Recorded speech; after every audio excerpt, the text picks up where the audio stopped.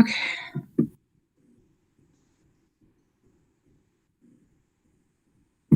Joy gave me a fresh paper. I see that it's 8 o'clock. Has Gail joined us? I don't see her. Her committee might have run long. No, she was on my committee, and we just got done, so she should be on. Okay. We'll give it just a minute.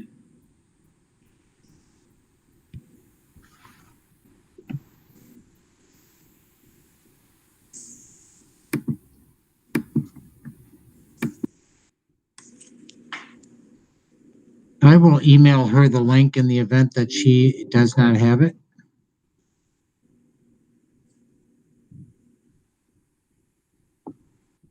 Julie, how's your house? You're muted.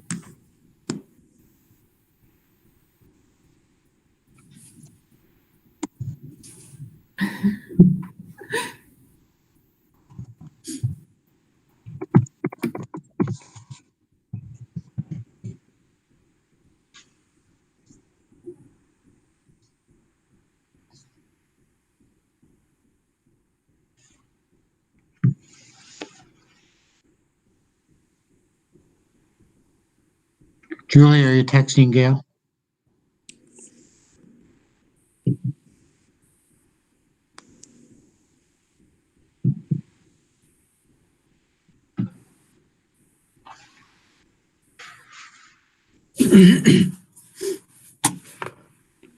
Well, I think give her just 30 seconds here and we'll just get started and she can join us when she's able.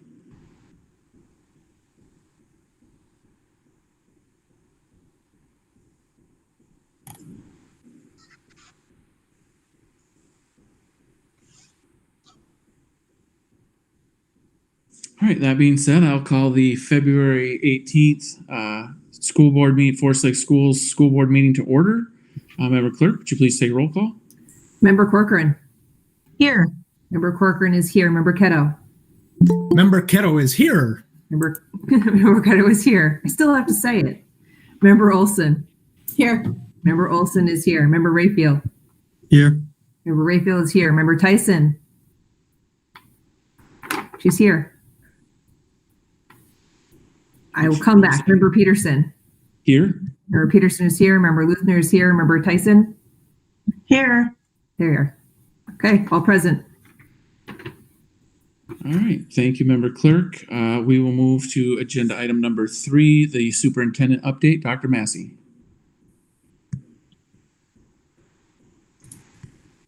Thank you, Mr. Chair. I'm working my screen over to share mode here. I'm going to walk through just a couple of quick updates here. You've seen these slides the last number of months, but they do get updated on a regular basis. So I want to show you the updates. These are our consideration factors as we move in and out of our school models. As a reminder, we are in full in-person learning at the elementary level, pre-K through 6th grade.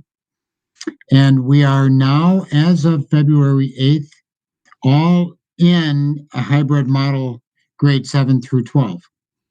So all of our kids are in person for some or all of their learning.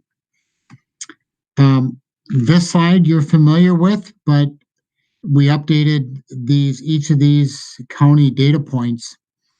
The green bar on the right-hand side of each of these 3 data points for Anoka, Chisago, and Washington County is the report of total cases in each county reported today, February, for the period of January 24th through February 6th. Notice that the green bar is lower than the blue bar to the left, which was where we started the school year. So with additional testing now than at the start of the year, cases are lower than they were at the start of the year. The positivity rate is now well below and consistently below 5%. The 3-week average is at about 3.45%, well below the 5% benchmark established by MDH for schools, businesses, bars, restaurants, the economy being open. So this is not a blip on the radar. This is a pretty steady trend of low cases. Cumulative cases at the county level, test positivity rate being the level of COVID regardless of the level of testing. And you see a similar pattern when we look locally through our zip codes. So that is a really good sign for the level of risk in our community. We know the wild card, however, are the variant strands of COVID that are now beginning to show up across the country and Minnesota. But at this stage, they are not impacting positivity rate or total cases. In addition to that, we're beginning to see a pretty good coverage of vaccinations. This is a picture of the vaccination rate in our district. The first week that vaccines became available, we were given just 15 spots as the state set up their vaccination program. All of those 15 staff members are now vaccinated. The next week, the state invited for our district 315 additional staff members to log into the system, schedule a vaccination appointment, or be put on a waiting list. Those folks that initially got an appointment are vaccinated with their first dose. And the state is now almost through vaccinating all those that were put on a waiting list of the 315. Then, in addition to that, Washington County called and set up, and through a lot of conversation, set up a vaccination clinic last Friday, February 12th, in the district at the high school. Through that effort, an additional 200 staff members were vaccinated. We are almost completely vaccinated with teachers and paraprofessionals at the elementary level and are getting good traction and inroads at the secondary level. The state is now, and then in addition to all of that, the state invited all other district employees who wanted to be vaccinated to register with the state to indicate that they were interested in being vaccinated. The state is now working their way into that group of staff members. So it's hard to know exactly what percent of our staff are vaccinated.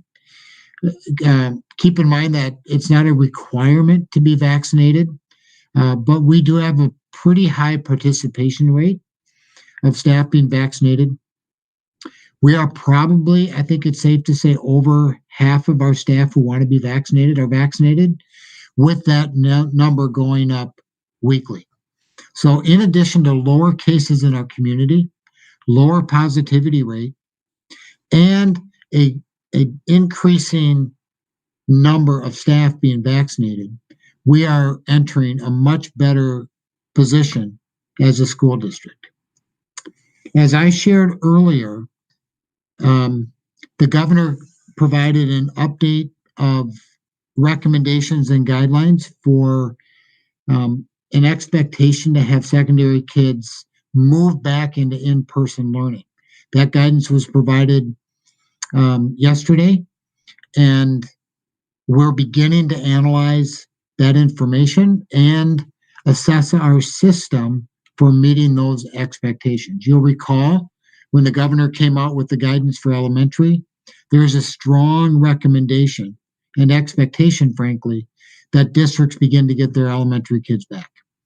The same is true for the expectation here around secondary schools. Good news is we're a bit ahead of the curve. Our secondary kids are already back in a hybrid model. The expectation is that we maximize student learning in person. So we take that as a nudge and encouragement, if not expectation, that when we are able, that we move ourselves into a full in-person learning model at the secondary level. So we are now in kind of an assessment phase, gathering input from our staff, assessing our classrooms for meeting the mitigation requirements. We're hoping to have some recommendation and plan for moving forward here early next week. So with that, I'll take any questions on this update. Steve, I would just like to point out on the slide, it says the potential return to full distance, but we are actually looking to return to full in-person learning. Yes, thank you for that correction. Yes, absolutely.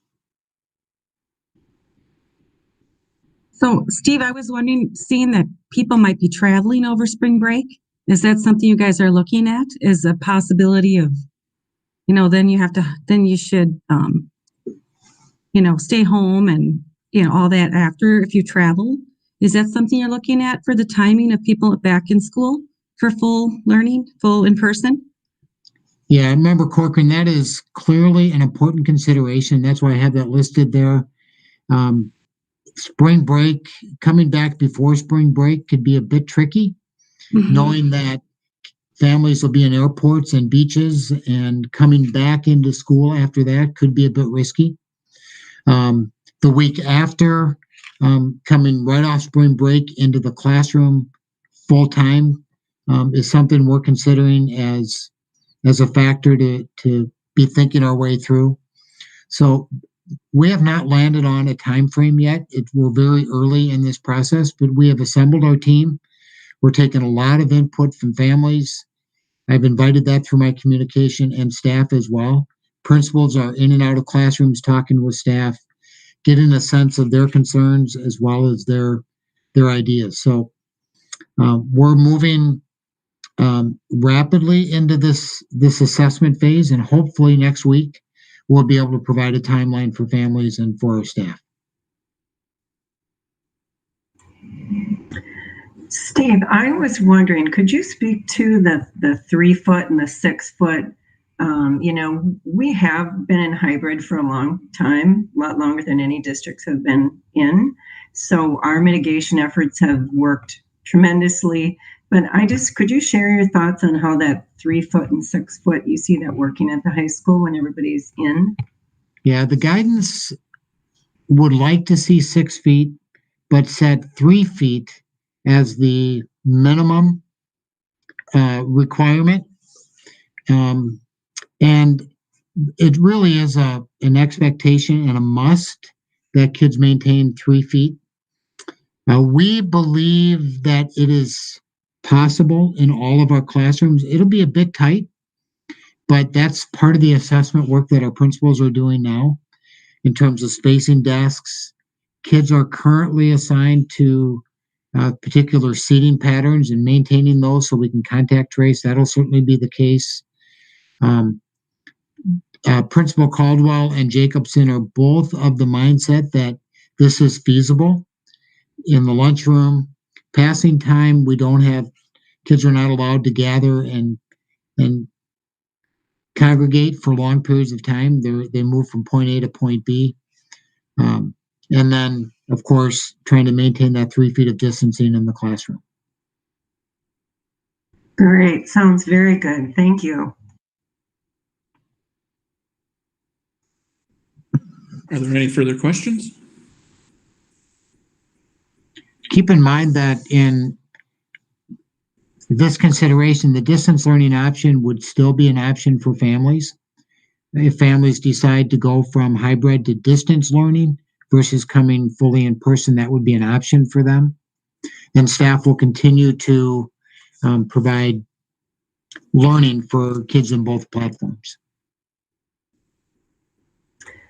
Well, I just want to add that, Minnesota has been a state that has pushed to get healthcare workers and teachers vaccinated. And that is really positive to see those numbers on that other slide of how many of our staff have been vaccinated so far. Do you feel like overall they're fairly comfortable now that the vaccines are rolling out and many have gotten them? It's hard to speak for individual staff members. Overall, those that have received the first vaccination are more comfortable, will be even more so once they get the second dose. Those that haven't are probably a bit more cautious, if not nervous, than those that have been vaccinated. But again, we're getting more staff vaccinated each week. Thank you. And I have a question. Steve, do you see us getting more that happening again with the vaccinations at the high school again, or is that just a one-time thing? It's hard to say. The state is committed to making sure the healthcare workers and citizens 65 years of age and older are prioritized. So this current week, Washington County actually received fewer vaccinations because they're ahead of the curve with that population. So the state shifted doses to other places. But the number of vaccines are increasing. We heard the governor yesterday recommit to and reemphasize the need to get educators vaccinated. So I think there's a real focus on continuing to support the effort to get educators vaccinated.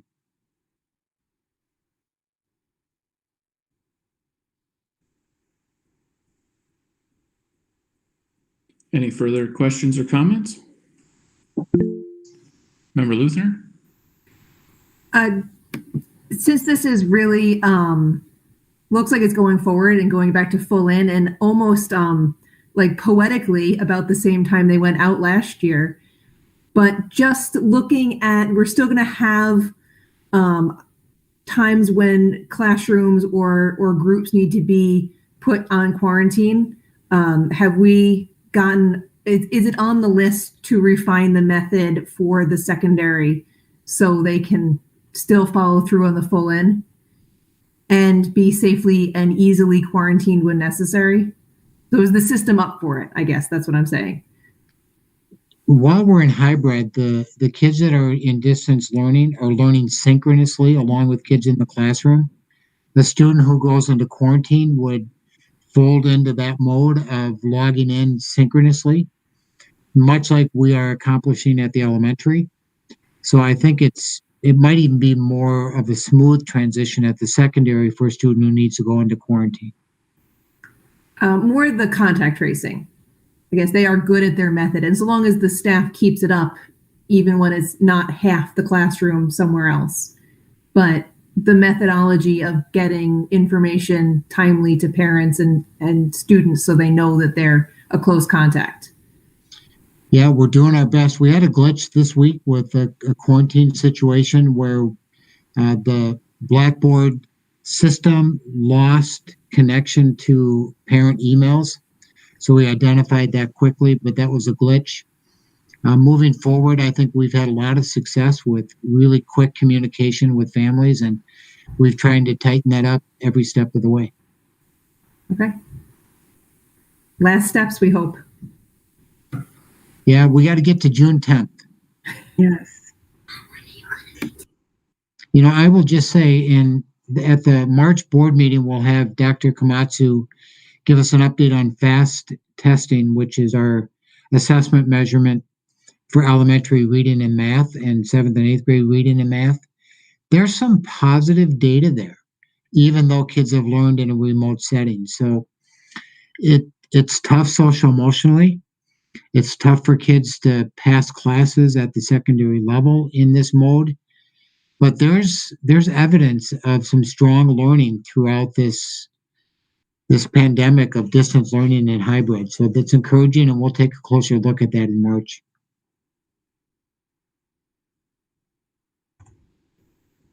Well, this is very exciting. I know parents that I've talked to and my neighbors, they're really looking forward to their secondary kids being in full time and having that time, the individual time with their teacher if they need it, and just the one-on-one and seeing their peers and their friends. Looking forward to not having to battle with getting them up, because that's just, I can't imagine how tough that is.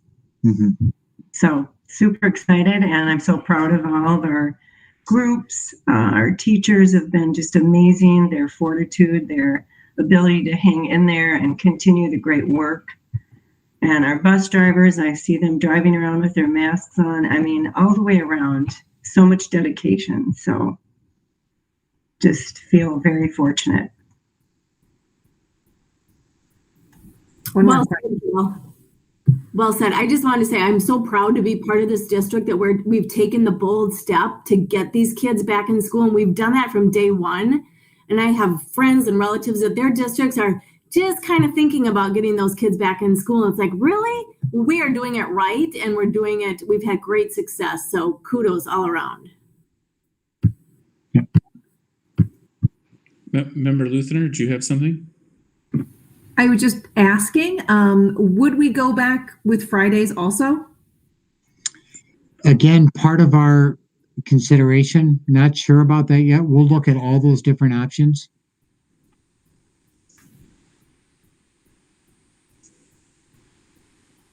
Any further comments or questions?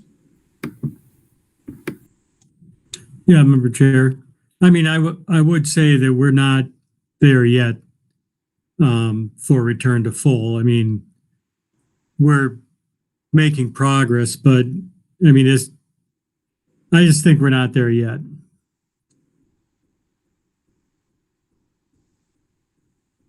Thank you, Member Rayfield. Any other comments, questions?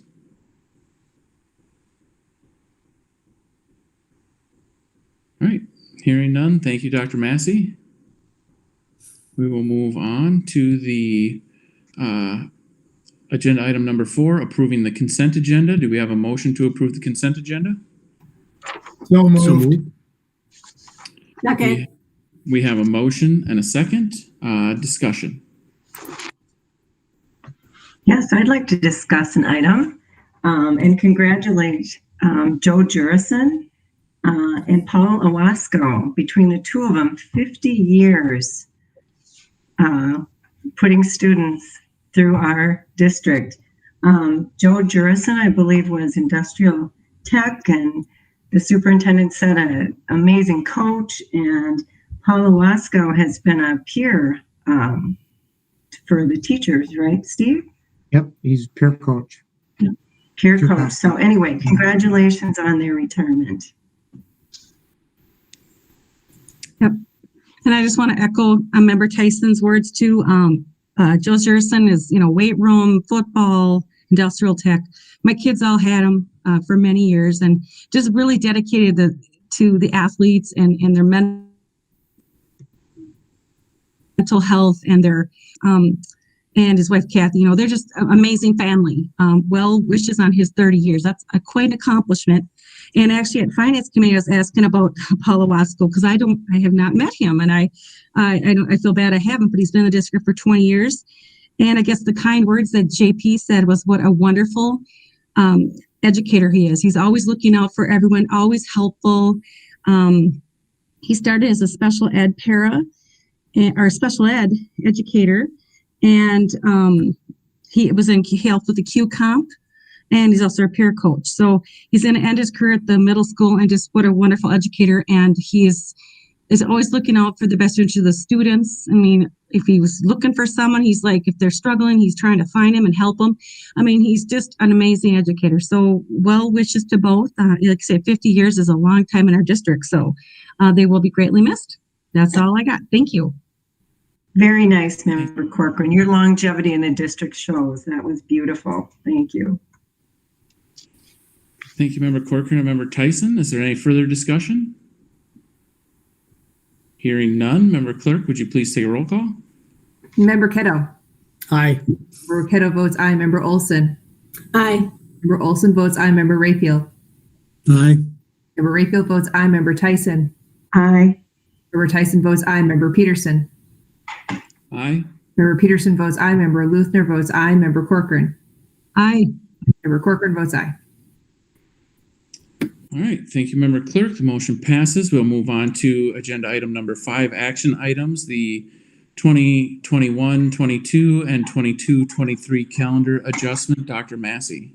Thank you, Mr. Chair. This is a recommendation and seeking your approval tonight for a calendar adjustment for both of those calendar years that the chair just read off, 21-22 and 22-23.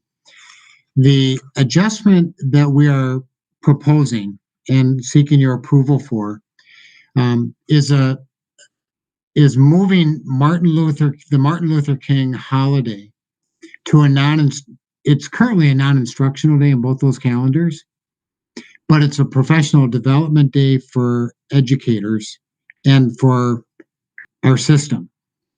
The day after the Easter holiday is a non-instructional day, and it's not a professional development day. We had flexibility in both of these calendars, so we placed that as an off day for kids and educators. And we are recommending here and seeking your approval to take that day after Easter, moving it to Martin Luther King Day, so that educators, teachers would have that day off as well. So it's a non-instructional day. It's not we're not calling it a holiday because holidays are defined in employment contracts as specific days off identified in the contract. So we're not opening contracts and identifying more holidays, but declaring that as a non-instructional day, non-professional development day. We'll give that day off for educators and those not scheduled to work on those days, bus drivers, paraprofessionals. So that would be the administrative recommendation, to adjust the calendar, to move that day to the Martin Luther King Day and make that a non-instructional day. All right. Do we have a motion to approve? So moved. Second. We have a motion and a second discussion. Well, I would like to say that this is long overdue to formally be recognizing the Martin Luther King Jr. holiday, and it couldn't be more properly timed with it being Black History Month. And I'm very proud to be on this board while we are doing this work around equity and now recognizing this holiday more formally as it should have been. Mm-hmm. Well said. And Member Peterson, I want to echo that, we're working with our Equity Lab, our innovation. We have this in our strategic plan now. It's so important to recognize this formally. I mean, this has been a federal holiday since 1983.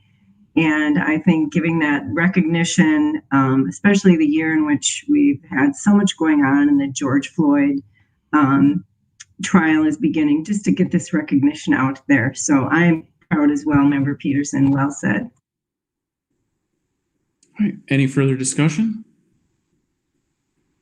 Hearing none. Member Clerk, would you please take a roll call? Okay, Member Olson. Aye. Member Olson votes aye. Member Rayfield. Aye. Member Rayfield votes aye. Member Tyson. Aye. Member Tyson votes aye. Member Peterson. Aye. Member Peterson votes aye. Member Luthner votes aye. Member Corcoran. Aye. Member Corcoran votes aye. And Member Ketto. Aye. Member Ketto votes aye. All right. Motion passes. Seeing nothing else on tonight's agenda, a motion to adjourn would be in order. So We have Second. We have a motion and a second. Member Clerk, would you please take a roll call? Member Rayfield. Aye. Rayfield votes aye. Member Tyson. aye. Member Tyson votes aye. Member Peterson. Aye. Member Peterson votes aye. Member Luthner votes aye. Member Corcoran. Aye. Member Corcoran votes aye. Member Ketto. Aye. Member Ketto votes aye. Member Olson. Aye. Member Olson votes aye. All right. Motion to adjourn passes. Everybody have a good night. Thank you for all the work. See you guys.